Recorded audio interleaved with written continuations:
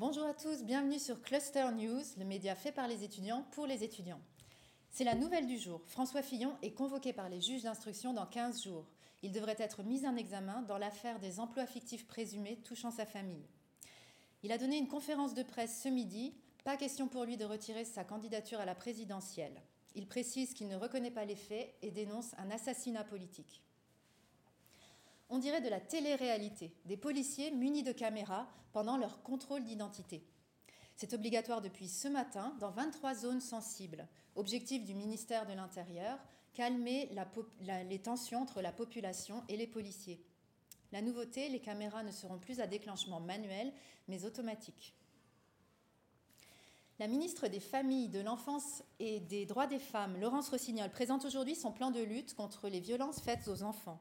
Objectif, une meilleure prise en charge des victimes et faire connaître le 119, le numéro d'appel Allô Enfance en danger. Sont également préconisées une autopsie systématique des bébés décédés de façon inattendue et un meilleur recensement. Un procès inédit ouvre aujourd'hui à Paris. Un mineur comparaît pour terrorisme. Il y a un an, le lycéen, âgé de 15 ans, a tenté d'assassiner un enseignant juif à coups de machette dans les rues de Marseille. Il encourt jusqu'à 20 ans de prison. Afrique, la famine fait encore rage. La Somalie, le Soudan du Sud, le Nigeria, le Yémen. Selon l'UNICEF, 20 millions de personnes sont concernées et plus d'1 million d'enfants.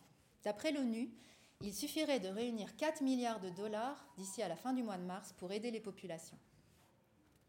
Et puis du football ce soir avec en huitième de finale de la Coupe de France, Niort qui reçoit le PSG à 18h30 et Marseille qui accueille Monaco au Vélodrome. Coup d'envoi 21h.